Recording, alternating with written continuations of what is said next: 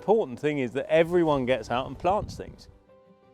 For wildlife, for the environment, to help soak up carbon, for the insects, for the pollinators, for the birds, for the bees, for your mental well-being, for generally just the good of everything.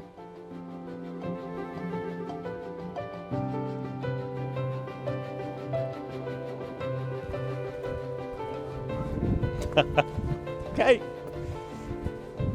I've got a spade over there and I've pre-dug 3 holes this morning. Did you?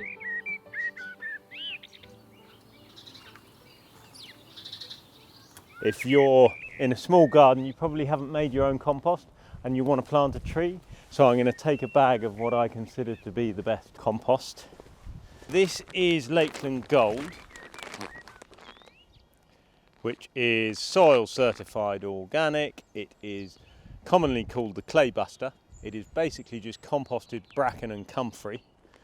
It's full of potash and goodness for getting your tree off to a good start. And if you're on really heavy clay, you mix 1/3 of this with 2/3 mud from the hole, and that will lighten your clay soils and get your tree off to a good start and feed it. So a bag of that, I would say, is essential for planting. And then there are other ones. You see, that's, if you're not on heavy clay, I would use the Dalefoot wool compost, which is composted bracken, comfrey and wool.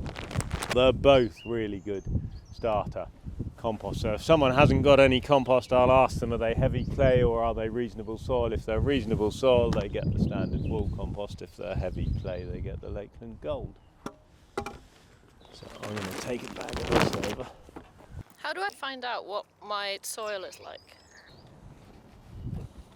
Go digging.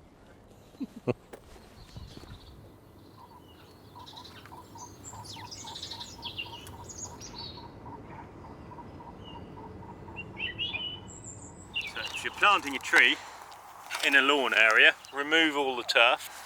You want to dig a hole that is considerably wider than the pot of the tree you're planting, and doesn't have to be much deeper, but width is important.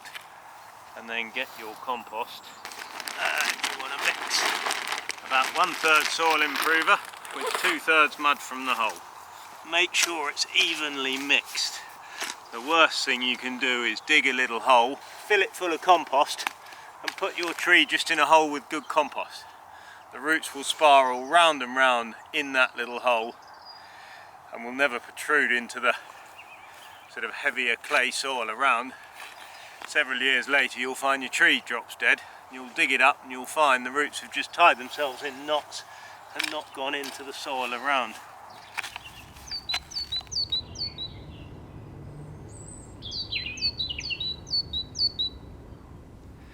Right, so with the bare root, make sure all the fibrous root goes down into the hole. You can see your soil line, which was about there. Make sure your soil line is in line with the turf around. Backfill all the roots, just like that. And then get round and tread it all down. Something this small will not need a stake, but if you've got rabbits in your garden or passing muntjac or something, you will need to put a guard on it.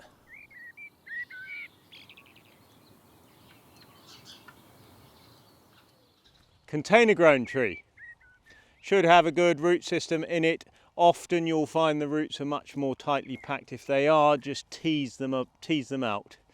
And if they're really packed, like what you might call root bound, again, that's not the end of the world. You can either get, I've got a cool tool called a trach, which looks a bit like a fork that you can scratch the roots out, or you can be lazy and just get a sharp knife and just cut on every quarter right through the roots, and they'll soon find their way out and grow new ones. So that goes into the same depth as the soil around. And again, you tread it down all the way around.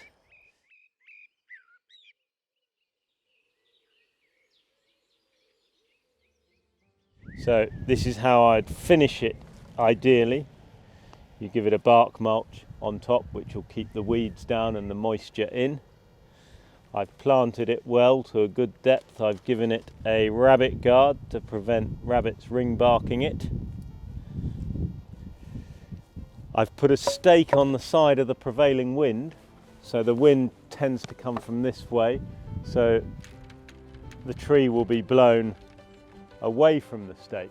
So that's what I would call a 10 out of 10 planted tree, ready to grow away next year.